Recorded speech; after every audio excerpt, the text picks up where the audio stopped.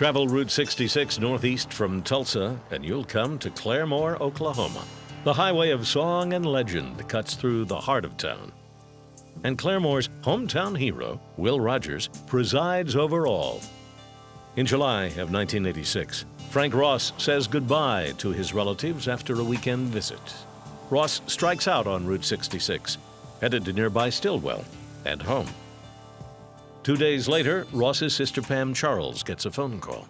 My brother in Stillwell, Teddy, he had called and asked, where's Frank? And I said, well, isn't he there? And he said no, that he never showed up. The next day, Frank Ross is still missing. Then his sister spots Frank's car, apparently abandoned, in a Claremore parking lot.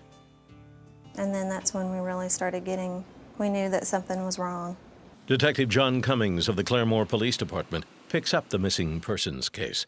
Cummings learns that the night Frank Ross disappeared, he spent time at Claremore's Tack Room Lounge. Some of the witnesses were able to place him back in the area of the bar where they were playing pool with a gentleman named Kent Hill, James Kent Hill.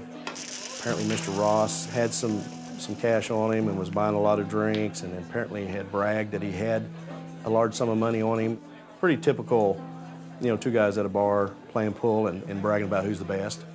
The man Frank Ross was last seen with, James Kent Hill, is a familiar face to Claremore police, with a record of several run-ins with the law. Witnesses tell police the two men left the pool hall together around 2:20 a.m. and drove off in Hill's Plymouth Duster. Detective Cummings drops by Hill's house to check out the story. Mr. Hill at first basically denied knowing who Mr. Ross was. Then he remembered, oh yeah, I did play pool with a guy, fits that description.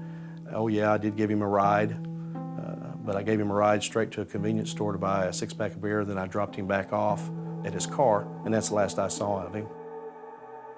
After just a few interviews, investigators begin to find holes in Kent Hill's story. A local woman tells them Ross and Hill came by her house together around 3:10 in the morning, almost 40 minutes after Hill claims he last saw Frank Ross. Bob Powell works the case for the Oklahoma State Bureau of Investigation. So we knew he was lying to us about that. Kent was certainly a strong suspect. There wasn't any indication that there was anybody else involved in this.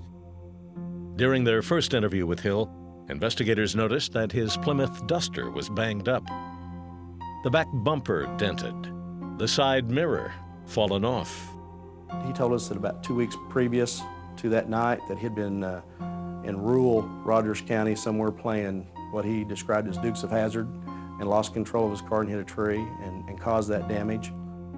Witnesses from the Tack Room Lounge offer a different story, telling police that Hill's car was in perfect condition when he left the Tack Room Lounge with Frank Ross.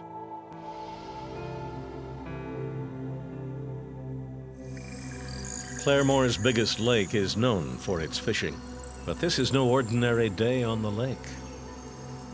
In a twist of fate, unrelated to the search for Frank Ross, a local woman has hired a professional diving crew to search for an antique car. After just 5 minutes underwater, Belding makes a discovery. I was kind of walking along and stumbled into the bones, and I told the command station up here, I believe I found some bones. Suddenly, the search for the Red Robin has become a crime scene. In a second stroke of luck, Detective John Cummings is there to take charge. He has come to the lake knowing that divers often find something useful to police, like a stolen car. When he sees the body, Cummings immediately thinks Frank Ross.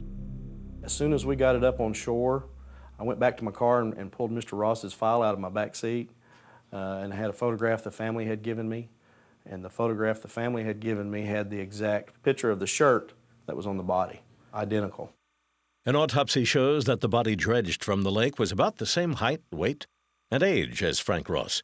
In 1986, however, DNA is unavailable to cinch the ID. Without a positive ID, investigators must bury the remains in a John Doe grave, and once again bury the Frank Ross investigation under a stack of cold files. And that is where the case stays for 6 more years, until a broken heart helps to unseal a coffin and identify a killer.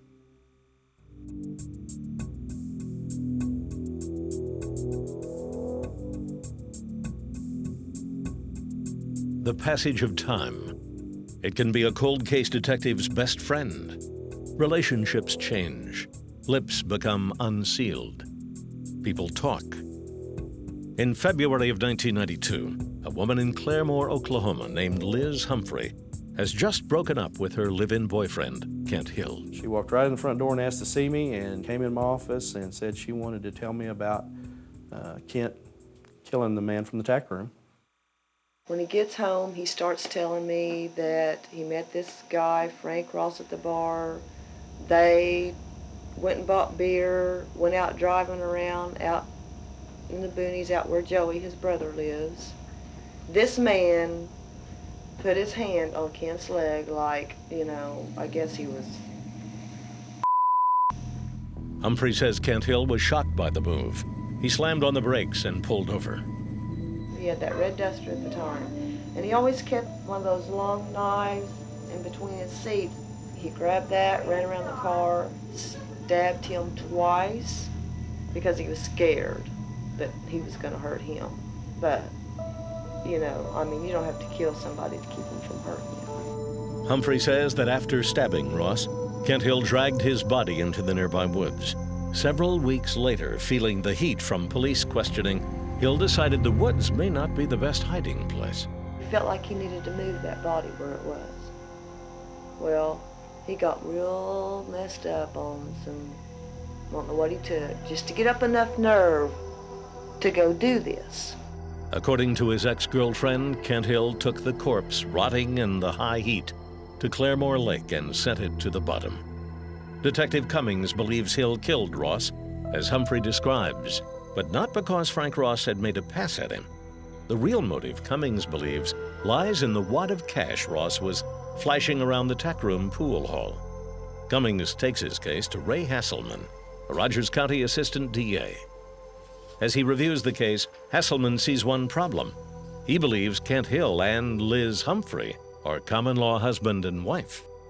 Well, you have a problem with, as is common in most states, that if you are married to an individual and that person tells you something in the privacy of the marriage, that information is usually not allowable in criminal proceedings or even in civil proceedings.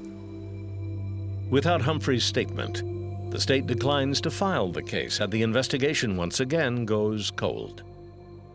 Detectives, however, might have one card left to play. A body pulled out of Claremore Lake 4 months after the murder, and now resting in a John Doe grave. Cold case detectives hope that science can someday give their John Doe a name. And that name turns out to be Frank Ross.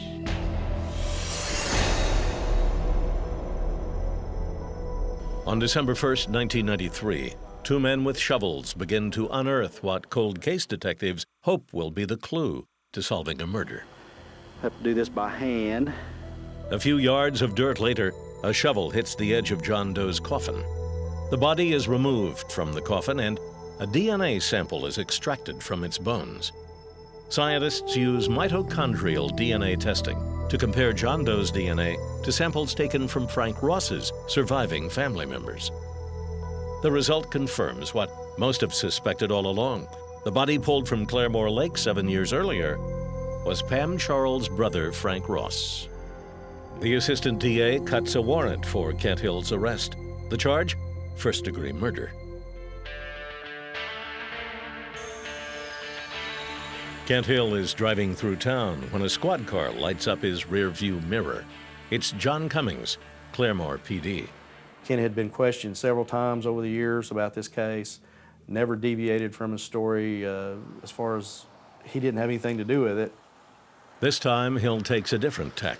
After just 15 minutes of questioning, he drops the story he's been clinging to for 9 years.